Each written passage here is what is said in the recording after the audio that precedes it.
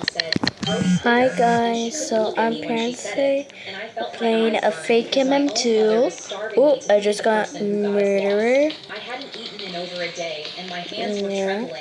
I'm just gonna fake the no gun and knife.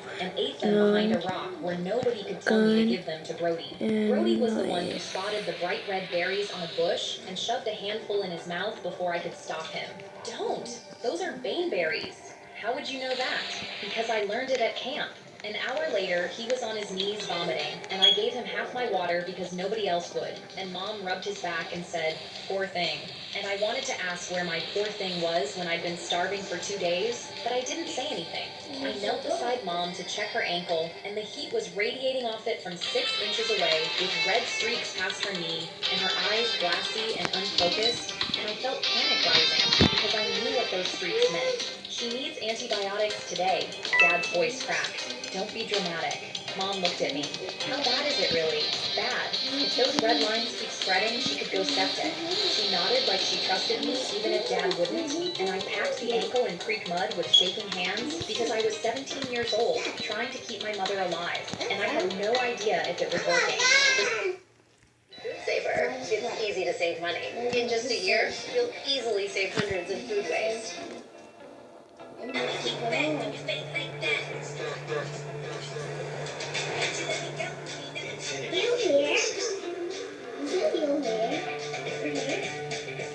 Guys, I feel so bad.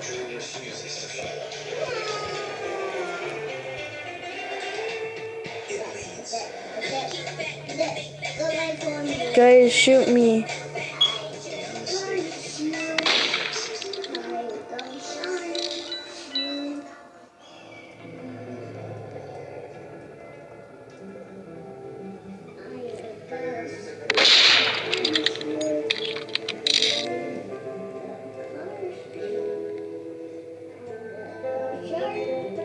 Yo, what the flip? Yo, what was she doing though? Must be a sign.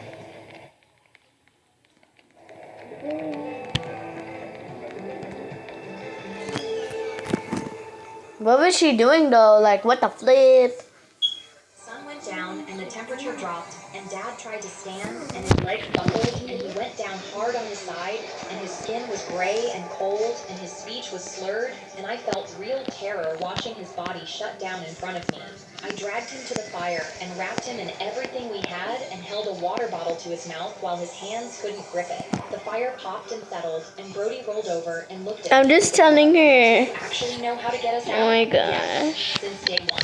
Don't Yo. I felt a wave of disgust, because even now, the thing he was most afraid of was them finding out he wasn't in charge. Hours later, deep in the darkest part of the night, something heavy No more video. with slow, deliberate footfalls that I could feel in the ground, and every nerve in my body was screaming. I was the only one awake between whatever was out there and my sleeping family.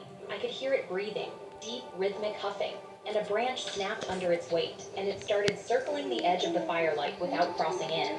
I fed the fire with shaking hands until the flames climbed high and the huffing stopped, but I could still feel it out there waiting, and I didn't close my eyes the rest of the night. When the sky finally started to lighten, I walked the perimeter and found fresh tracks 20 feet from where Mom had been lying, bigger than any of the others, pressed deep into the soft ground during the darkest hour, and my hands were shaking because it had been close enough to touch her while I sat there thinking I was keeping us safe. Brody decided to cross a swollen creek running brown and fast with debris spinning in the current, and he slipped and went under for 3 seconds before catching a branch. Easy. I wanted to scream at him because he had almost just drowned, and he was calling it easy.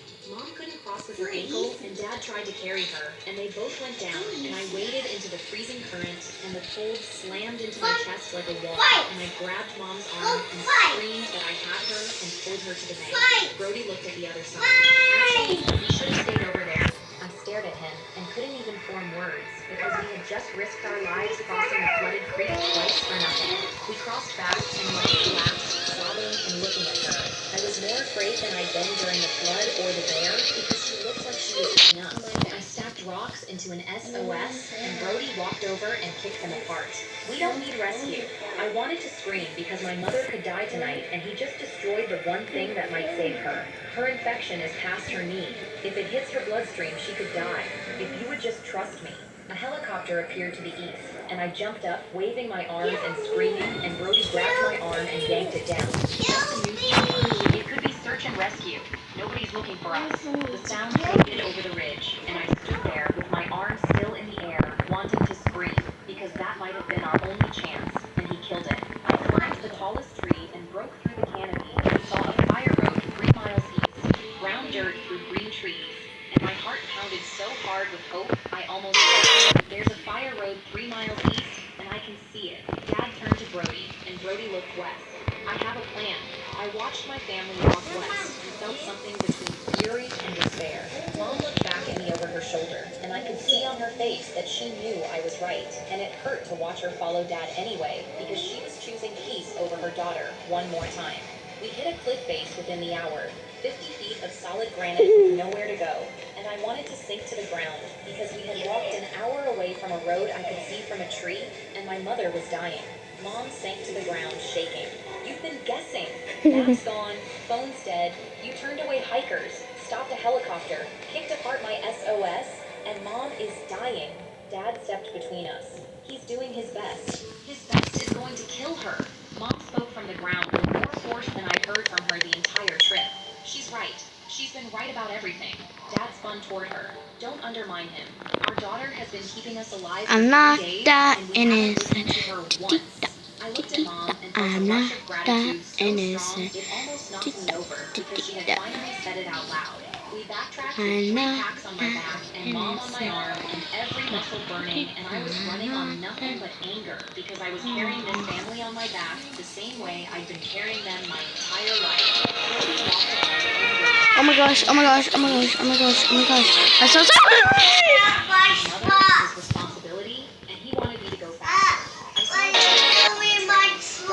I saw claw marks at 7 feet matching every mark since the trailhead, and a jolt of pure fear shot through me because it was the same animal and it had been following us for years. We need to move right now. Stop trying to scare your brother. Yeah, camper. Inside me because I was holding evidence that Yeah, we were about to be attacked, and he was still protecting Brody's Yeah, peace. camper. There is a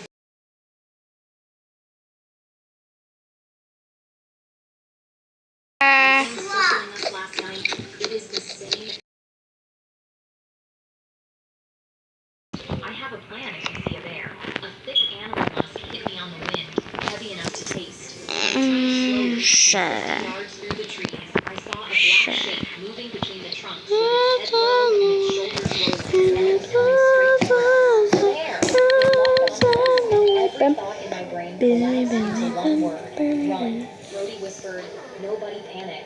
I have a plan. The bear charged at full sprint with its jaws open and a sound from deep in its chest that I felt vibrate through the ground before my You ears scared caught it. me. Before my brain finished the thought, Scared and I was me, faster than bro. everyone, and I You always had been. scared And the fire me. road was ahead through the trees, and I sprinted for it with everything my body had Oh my gosh, no. I saw the murder. Okay, anyways, that's all for all. Bye. Be bitches. Well, I'm not supposed to say that. No, actually, baddies. Bye, baddies. Oh my gosh.